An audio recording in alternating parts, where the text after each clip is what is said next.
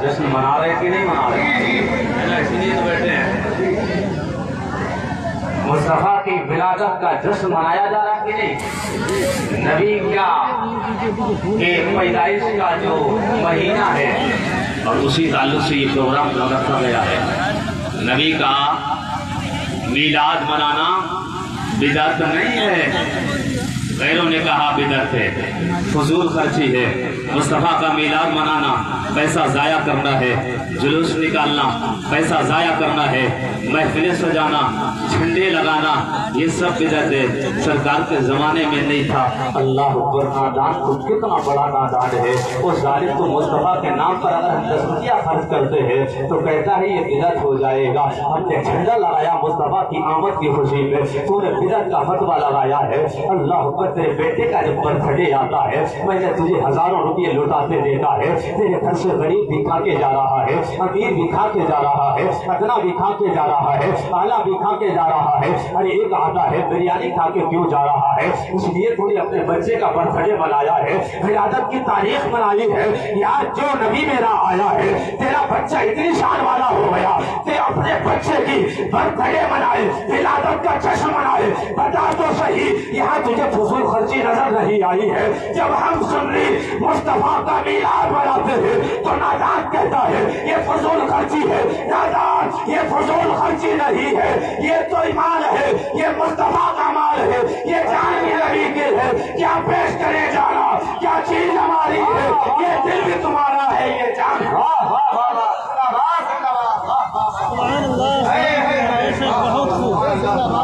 فضول خرچی وہ ہے، یہ نہیں ہے مصطفیٰ کے نام پر جو پیسہ خرچ کریں گے کام آئے گا۔ اشرف ڈالیں گے ہم پیدائش سے بولا کہ اس لیے فارس دست کے قریب آتے جائیں گے۔ اللہ اکبر، میرے سرکار دنیا میں آئے تو کسی آزادی نہیں ملی، سرکار آئے ہیں، عورتیں بھی مسکرا رہی ہے، بیوائیں بھی مسکرا رہی ہے، یتیم بھی مسکرا رہا ہے، پڑوسی بھی مسکرا رہا ہے، بھائی بھی مسکرا رہا ہے، ماں بھی مسکرا رہی ہے۔ جانتے ہو کیوں؟ ماں کو اس کا مرتبہ مل گیا۔ بیٹیاں کیوں مسکرا رہی ہے؟ بیٹیوں پر جو ظلم ہو رہے تھے، زندہ درگور کیا جا رہا تھا، وہ بیٹیاں بھی اس لیے مسکرا رہی ہے۔ کل تک جو زندہ درگور کر رہے تھے، دفن کر رہے تھے، آج ان ظالموں سے بچانے کے لیے آمینہ کا لال آیا ہے۔ بیوائیں اس لیے مسکرا رہی ہے، بیواؤں کو نحوست سمجھا جاتا تھا، میرے مصطفیٰ نے بیواؤں سے شادیاں کر کے بیواؤں کا رتبہ بتایا ہے۔ یتیم کیوں مسکرا رہا ہے؟ یتیموں کا رتبہ میرے مصطفیٰ نے بڑھایا ہے۔ بھائی کا جو حق ہے وہ میرے نبی نے بیان فرمایا ہے۔ ماں کی جو عظمت ہے مصطفیٰ نے بیان فرمائی ہے۔ آپ کا کیا درجہ ہے یہ میرے نبی نے بیان فرمایا ہے۔ میرے سرکار اس دنیا میں تشریف نہیں لائے تھے، طرح طرح کی دنیا حیوانیت کے منظر میں ڈوبی ہوئی تھی، انسان انسانیت سے بھر چکا تھا۔ حیوانیت کا یہ عالم اپنے ہاتھ سے اپنی بچیوں کو زندہ درگور کر رہا تھا۔ یار اپنے ہاتھ سے گڑا کھودنا، پھر اپنی بچی کو اپنی بیٹی کو اسی قبر میں لٹا دینا، پھر اس کے بعد مرو مٹی اس کے اوپر ڈال دینا، کوئی معمولی بات ہے یار؟ کتنی جاہلانہ رسمیں تھی۔ بتاؤ بیٹیوں، اگر تمہیں یہ عزت مصطفیٰ نے نہیں دی ہوتی تو آج بھی وہی حشر ہوگا۔ آج تمہارے ماحول بدل گئے ہیں، آج تمہارا چال چلن بدلا ہے۔ کیا سمجھتی ہو اگر آمینہ کا لال نہیں آتا تو تمہیں یہ عزتیں نہیں ملتی؟ آمینہ کا لال نہیں آتا یہ مرتبے نہیں ملتے۔ مکے کی دھرتی پر اس سماج کے خلاف جس سماج میں بیٹیوں کو زندہ درگور کیا جا رہا تھا، میرے نبی نے اعلان فرمایا تھا الفاطمہ تو بدعۃ منی، فاطمہ میرے دل کا ٹکڑا ہے۔ اللہ پر ایسے سماج کے لیے چیلنج تھا۔ اس لیے آج بیٹیوں سے پیار کرتے ہو تو کوئی بڑی بات نہیں ہے۔ اس زمانے میں جو بیٹی سے پیار کرتا ہے، جب ہر طرف بیٹی سے نفرت کی جا رہی ہو، بیٹی کو زندہ درگور کیا جا رہا ہو، ایسے وقت میں بیٹی کے بارے میں کہنا کہ فاطمہ میرے دل کا ٹکڑا ہے، اللہ ہو کر بیٹی کو جب ایسے ماحول میں عزت دی جاتی ہے تو پتہ یہ چلا کہ وقت سے بھی مقابلہ ہے، سماج سے بھی مقابلہ ہے، اور عورتوں کو بیٹیوں کو یہ عزتیں فرمائی ہے کہ آقا فرماتے ہیں جس کی ایک بیٹی ہے، جس کی 2 بیٹیاں ہیں، صحیح سے پرورش کرے گا، یہاں تک کہ نکاح کر دے گا تو جنت دے گا۔ اس نے مجدہ سنایا بھائی صاحب، تھوڑا میک جو ہے آواز نہیں رہا ہے، آواز بولو یار، کیا گلا لے جاؤ گے پورا؟ بہت اچھا بولے، گلا مت لے جائیے بھیا۔ ہلو हेलो हेलो हेलो बहुत अच्छा मेहरबानी कर दीजिए सर, अभी जो खराब कर दिया मामला तो करिए ना। मेरे सरकार मक्के की सरजमीन पर आए, मक्के की सरजमीन का नया क्या हालात थे। एक वाकया सुनाकर मुस्तफा की विरासत शुरू करता हूँ। कैस बिन आमिर, कैस बिन आसिफ साहबी रसूल हुए हैं। ईमान पहले नहीं लाए थे, बाद में ईमान लाए थे। तवज्जो है कि नहीं? नाम है कैस बिन आसिफ, नाम है।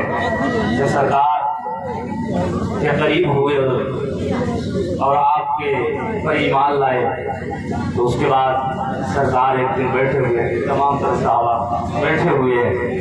मेरे आका के बारगाह में ये सहाबी खड़े होकर अर्ज करते हैं, या रसूल अल्लाह, मुझे कुछ बातें हैं इस जमाने जाहिलियत की, आप दुनिया में नहीं आए थे, आज फिर मैं याद करता हूँ तो आंखों से आंसू नहीं रुकते हैं। मेरे आका फरमाते हैं, क्या बातें हैं? तो कहते हैं, आप दुनिया में तशरीफ नहीं लाए थे, मैं अपने कौम का सरदार था और जो बेटियां पैदा होती थी मेरे हवाले की जाती, मैं सरदार था और मैं अपने हाथ से गला खोद कर उनको दफन कर देता था। अल्लाह अकबर। कहते हैं कि एक बार मैं सफर पे जाने को हुआ और मेरी बीवी हामिला से थी। कहते हैं मैंने उससे कहा कि मेरी गैर मौजूदगी में अगर ये पैदा हो जो तेरी पेट में अमानत है, अगर ये बेटी की शक्ल में आए तो इसको मेरे आने से पहले दफन कर देना, और अगर बेटा हो बड़े नाज़ो नखरे के साथ इसको पालना। अल्लाह अकबर। वक्त बदलता गया है, उसके बाद वो निकल गया घर से। बीवी का वक्त भी करीब आया है, जैसे ही बीवी का वक्त करीब आया है तो बीवी ने बेटा नहीं जना है, अल्लाह की मर्जी से बेटी जनी है। जब बेटी पैदा हुई तो उसने ख्याल किया है, माँ तो माँ हुआ करती है, चाहे बेटी हो या बेटा हो, बेटी से भी उतना प्यार होता है जितना बेटों से प्यार होता है। यार माँ ने सोचा ये हमारी आखिरी निशानी है, कई बेटियां मेरी जिंदा दरगोर हो चुकी है। तारीख में आता है 12-13 बेटियों को उन्होंने अपने हाथों से दफन किया है। अल्लाह पर आखिरी बेटी जब पैदा हुई है, शौहर घर के अंदर मौजूद रही है, मुसाफिर है, सफर के आलम में चले गए हैं। उसके बाद बीवी ख्याल करती है, रात की तराही शौहर भी नहीं है, देखा भी नहीं है कौन पैदा हुआ कौन नहीं है, उन्हें पता भी नहीं है। आखिरी आना तो बेटी आई है। अल्लाह पर यह ख्याल किया है कि आखिरी निशानी हो, इसी से हमारा नाम रोशन होगा, इसी से निशानी यही हमारी बाकी रहेगी, वरना मरने के बाद मुझे कौन याद करेगा। अल्लाह पर फैसला करती है। फैसला ये उसने किया है कि उस बेटी को एक पड़ोस में रख दिया और रखने के बाद पड़ोसियों के यहाँ रख दिया। रात वहाँ गुजारती थी, दिन में बुलाती थी, सीने से लगाती थी, दिन में बुलाती थी, बड़ा प्यार करती थी, कभी बुलाकर लफ्ज हुआ करती थी, अपनी बेटी से इतना प्यार करती है।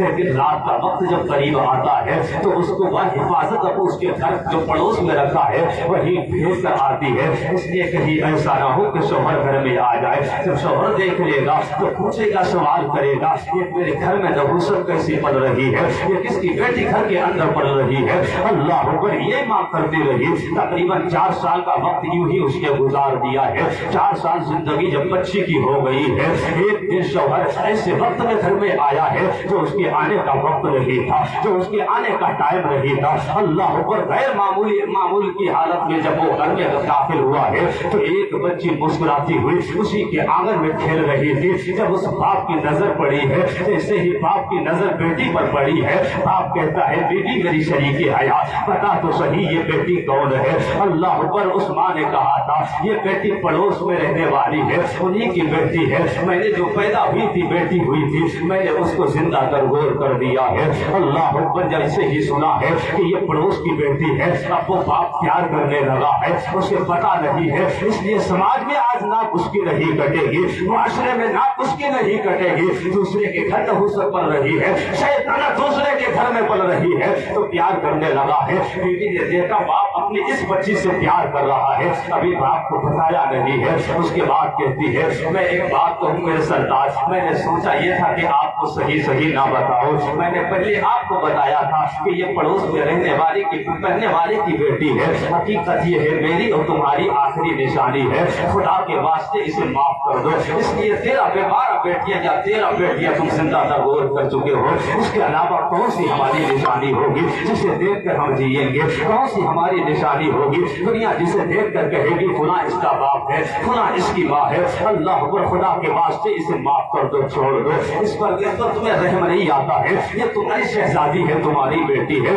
اس نے جب اتنا سنا ہے کہ ہماری بیٹی ہے، ہمارے ہی گھر میں پڑ رہی ہے، اتنا سننے کے بعد رات کا جب وقت آتا ہے اب اس کے دماغ میں چڑھ گیا ہے کہ حسن میرے گھر میں پڑ رہی ہے، شیطان میرے گھر میں پڑ رہی ہے، اللہ اوپر اب خیال کرتا ہے رات کا وقت قریب ہونے لگا ہے، بستر پہ گیا ہے، اس کے بعد کہتا ہے بیوی میری شریک حیات، کیا بیٹی پر میرا حق نہیں ہے، تم نے کتنی راتوں اپنے پاس سلایا ہے، ایک رات کے لیے میرے پاس سلانے کی مہلت دے دو، یہ سرکار کی بارگاہ ہمیں بتا رہے ہیں یا رسول اللہ میں نے اپنی شریک حیات بیوی سے کہا تھا ایک رات میرے پاس لیٹنے کی مہلت دے دو، اس لیے تمہیں جتنا پیار ہے اتنا پیار اس کے باپ کو بھی اس سے ہے، اللہ اکبر، اس نے بہانے سے بہانہ بنا کر اس بیٹی کو لیا اپنے کمرے میں لے گیا، جو اس کا کمرہ تھا اس وقت، اللہ اکبر، پھر کیا ہوتا ہے وقت بدلا ہے، رات کا وقت قریب آیا ہے، رات کا وقت قریب آیا، بیوی سو گئی، خواب غفلت میں چلی گئی، اور یہاں تک کہ اتنی گہری نیند میں آ گئی کہ خراٹے کی آواز آنے لگی ہے، اب خیال کرتا ہے بیوی اب سو گئی ہے، اس لیے ایک کچی نیند ہوتی ہے ایک پکی نیند ہوتی ہے، جب اسے یہ خیال آیا ہے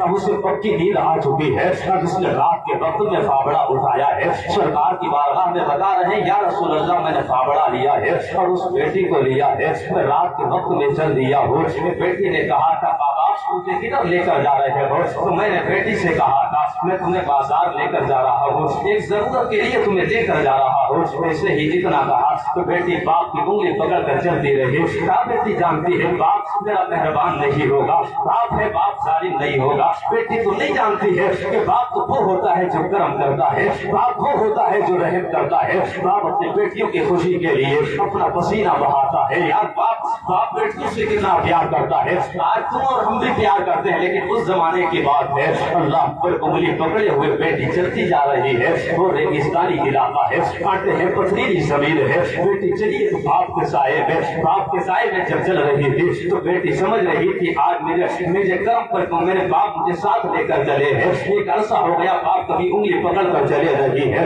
وہ خوشی سے جھوم رہی تھی، جب اس کے باپ کو کانٹا لگنے لگا یا رسول اللہ جب میرے کانٹا لگتا تھا میری بیٹی کہتی تھی بابا کیا ہو گیا ہے، اللہ کو کہتے ہیں جب میں پہنچا اور وہاں پہنچنے کے بعد فابڑا اٹھایا ہے، اس زمین پر کھدائی شروع کی، میری بیٹی کو بڑی تکلیف ہو رہی تھی، اس لیے بابا اتنی محنت کر رہے ہیں، بیٹی کو اتنی تکلیف ہو رہی تھی کہ میرے باپ کو اتنی رات کے سناٹے میں اتنی محنت کا کام آ گیا ہے، وہ سمجھ رہی تھی کوئی کام کرنے کے لیے آئے ہیں، ننھی سی بچی کیا جانتی ہے آج اس کا باپ ظالم بن کر آیا ہے، اللہ اکبر، بچی یہی سمجھ رہی ہے یہ باپ ہے تو مشفق ہوگا، یہ باپ ہے میرا تو کام کرنے والا ہوگا، اللہ اکبر، بیٹی جب دیکھتی رہی ہے اس کے بعد قبر کھودتے جا رہے ہیں، یا رسول اللہ میں نے قبر جب کھودی ہے تو اس ننھی سی بچی نے اپنا آنچل اٹھایا ہے، آنچل اٹھانے کے بعد میرے قریب میں آئی ہے، آنے کے بعد کہتی ہے بابا بڑی محنت پڑ رہی ہے، آپ کے ماتھے پر پسینے کا پسینہ نظر آ رہا ہے، اس نے اپنے دوپٹے سے میرا پسینہ پہنچا ہے،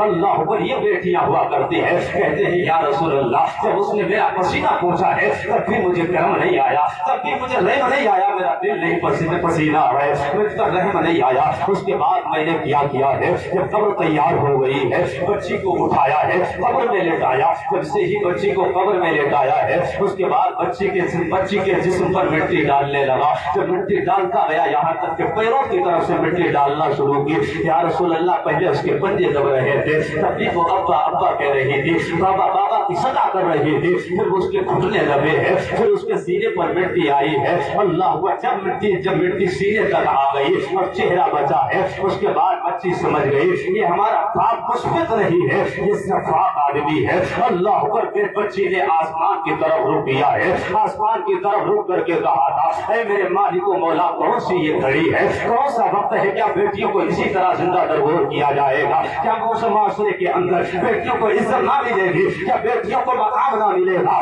یا رسول اللہ تو نے بھیا اللہ تو نے وعدہ کیا ہے تو آخری پیغمبر کو بھیجے گا. عیسیٰ علیہ السلام نے بشارت دی ہے آخری پیغمبر آئیں گے نام احمد ہوگا. یا اللہ کب آئیں گے؟ کب بچیوں کو عزت ملے گی؟ کب بچیوں کو مقام دیا جائے گا؟ اے میرے مالک و مولا اس سے پہلے بھی کتنی بچیوں کو زندہ درگور کیا جا رہا ہے. اللہ اکبر. اے میرے پروردگار عالم اس سے برا اور کون سا وقت آئے گا؟ مولا تو اس حبیب کو بھیج دے, آمنہ کے لال کو بھیج دے. بچے سزا کر رہی تھی باب اجابت سے اس کی سزا ٹکراتی ہے. 12 ربیع الاول کی تاریخ میں مکہ کی